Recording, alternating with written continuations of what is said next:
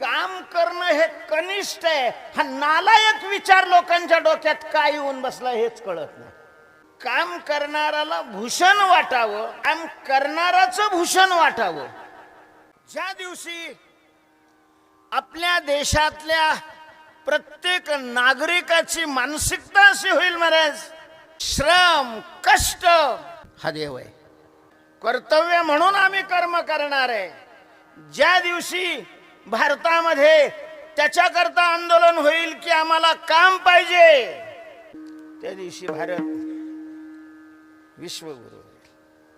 महाराज महापुरुषाच्या नावाने सुट्ट्या घेतल्या जातात, तेही काम बुडवण्याकरता. कसे महापुरुष सामाजिक पुरुष प्रसन्न होतील?